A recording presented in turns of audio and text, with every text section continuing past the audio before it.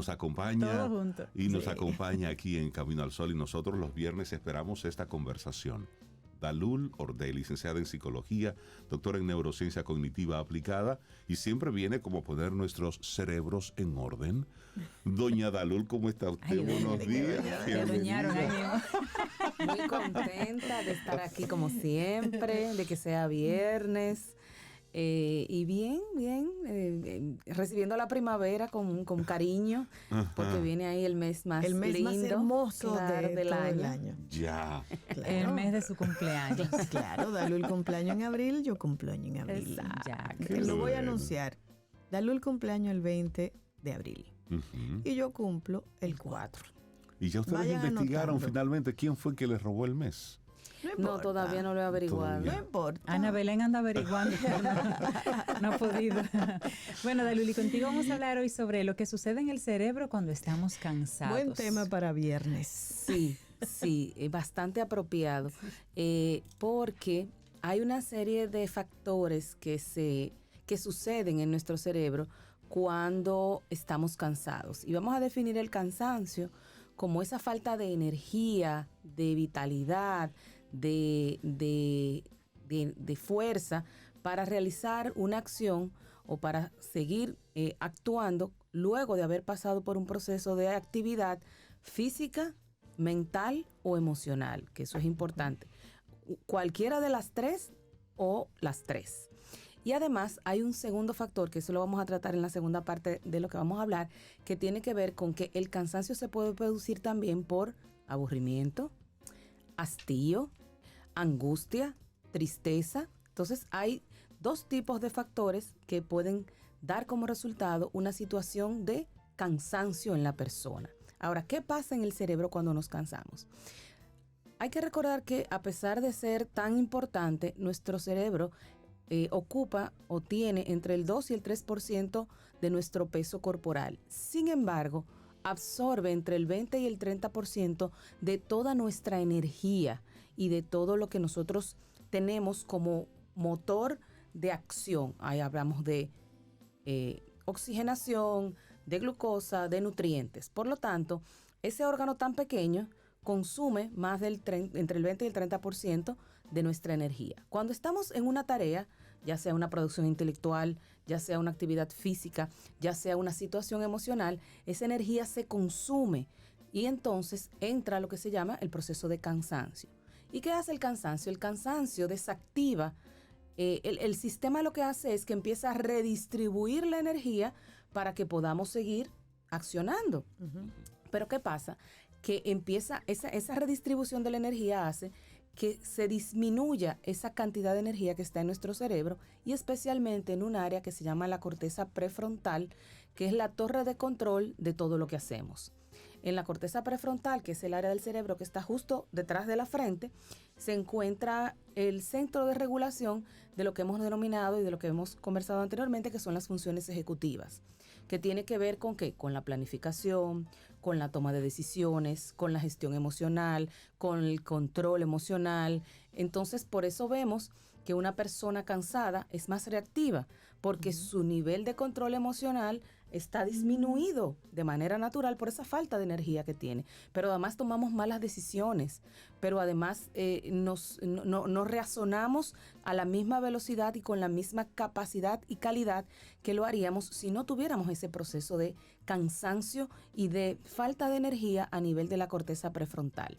Entonces, ¿qué va a pasar? Eso en el adulto pues se traduce en una serie de acciones que tienen que ver con a lo mejor un poco de disminución de la productividad, con decaimiento, con un poco de reactividad a nivel emocional.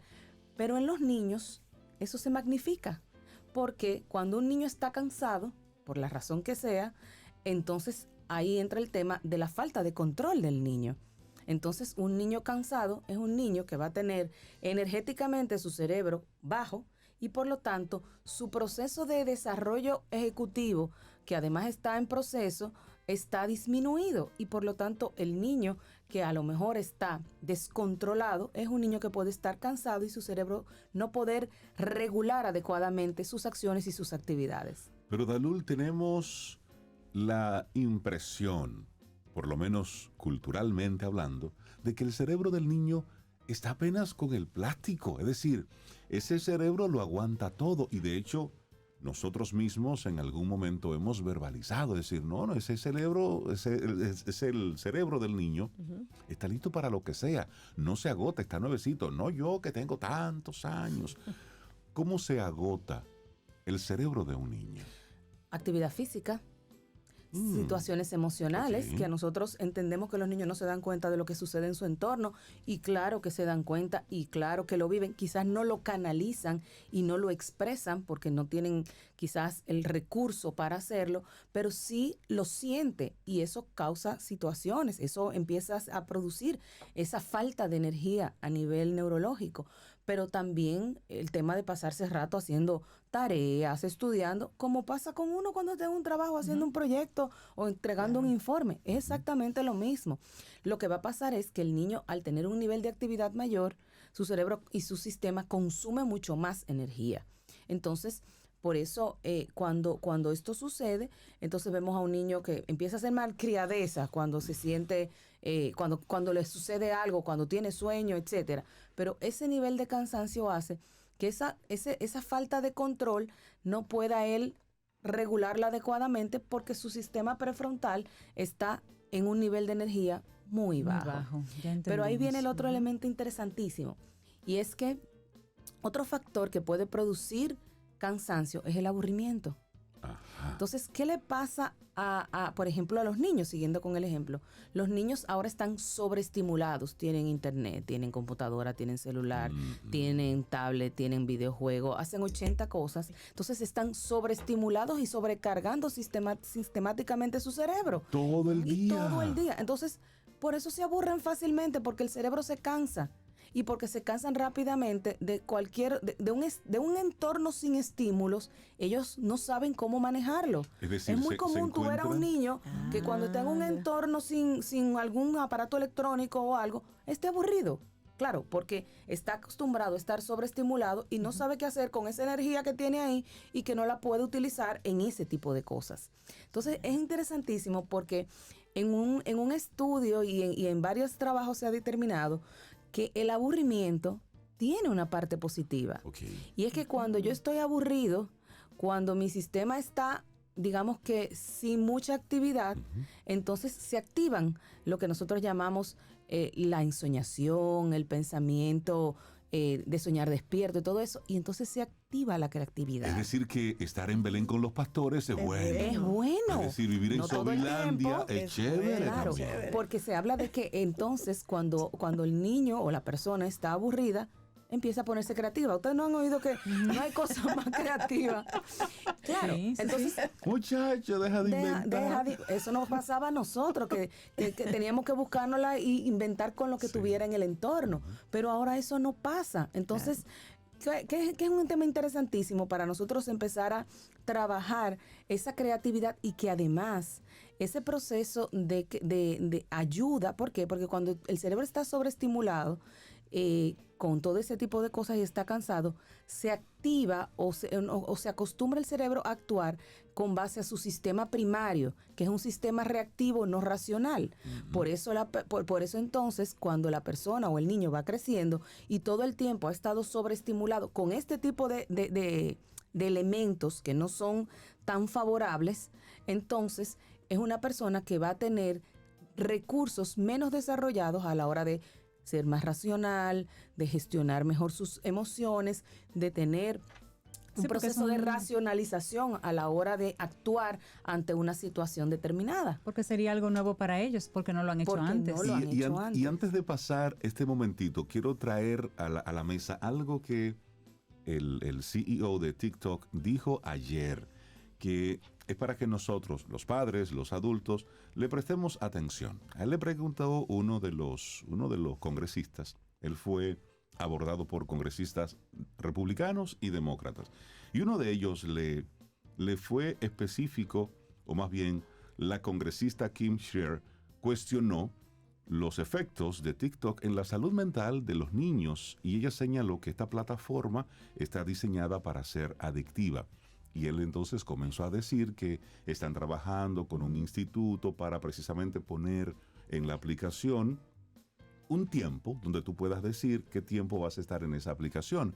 Pero él mismo reconoce que eso no será, eso va a utilizarlo una que otra persona, pero en sentido general no va a tener ningún tipo de utilidad. Pero Y las dijo, otras aplicaciones hacen eso también. sí, sí, pero entonces, ¿qué fue lo que él dijo? Esto estará como una opción voluntaria, pero dice, es como pedirle a un fumador empedernido que no tome el próximo cigarrillo. No va a suceder. Y esto lo dijo él ayer. Es decir, él reconoció que esto está diseñado con todos los elementos para que sea adictivo y que con el acceso que tienen los niños a estas plataformas, y también le preguntaron, ¿y tus hijos utilizan TikTok? Dice él, no, están muy pequeños para eso. Pero es hacer esa conciencia a propósito de que lo que estás hablando, de esa sobreestimulación. Pero hablemos, Dalul, sobre el impacto del sueño, del descanso. Claro, ahí entra un tema interesantísimo y es que la exposición a las pantallas comienza a producir una reducción de la producción de melatonina, que es la sustancia natural que empieza a producir el cerebro cuando ya empieza a caer la noche, porque nuestro sistema está para funcionar con el ciclo de la propia vida, que es el día y la noche y todo lo que sucede. Entonces, en la medida en que va cayendo el día, nuestro sistema se va preparando para lo que se supone que debe venir, que es el descanso.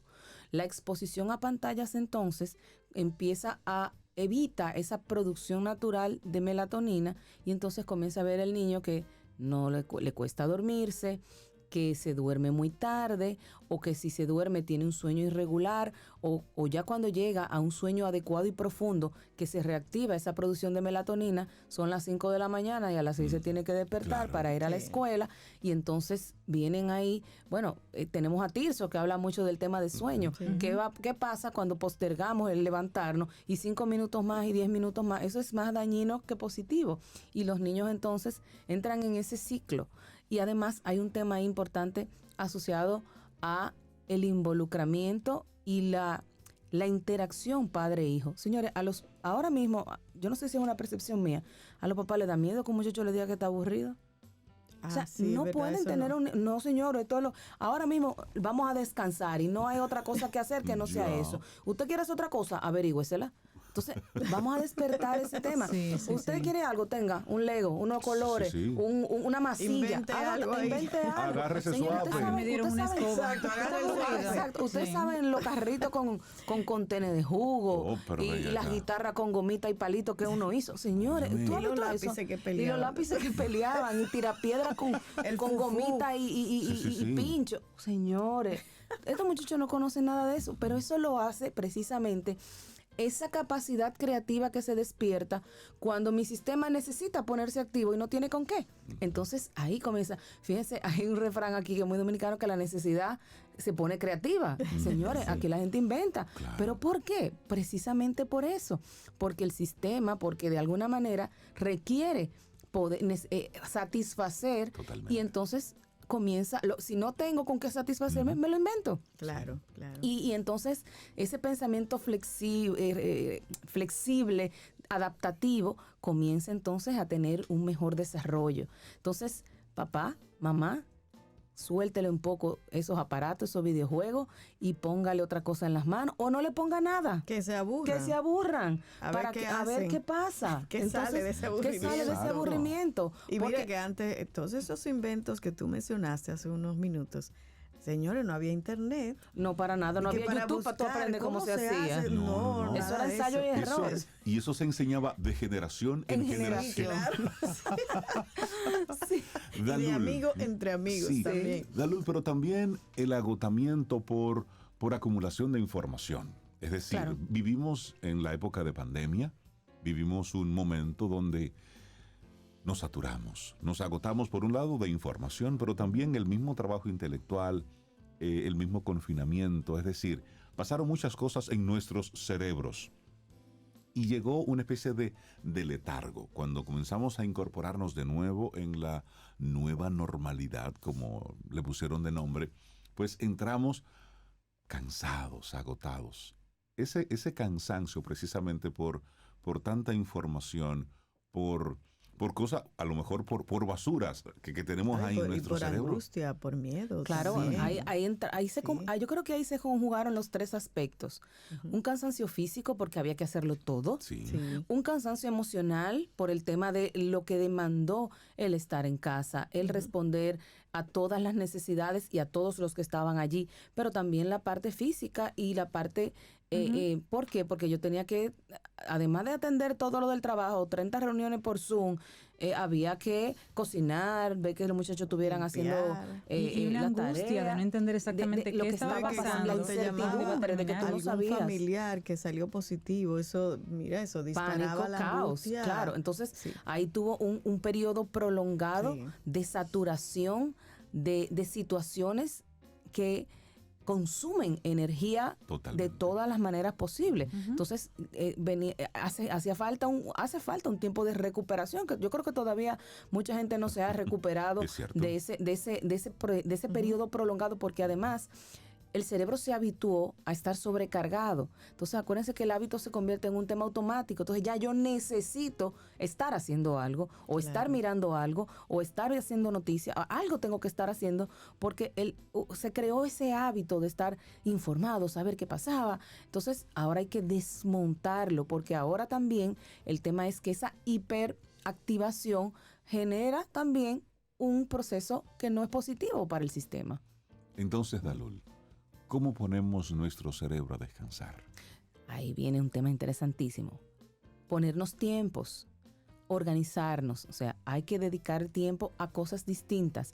Entonces, limitar el tiempo de exposición a recursos digitales, lo que sean. Teléfono, celular, pantallas, videojuegos, etcétera. 1. Segundo, tener más contacto físico, más interacción social con el otro de persona a persona. A ver, señores, hay gente que está en la habitación y le escriben un WhatsApp al hermano que está en otra habitación o a la mamá que está allá abajo en la sala. No, baje y convérselo, búsquelo, párese y háblelo.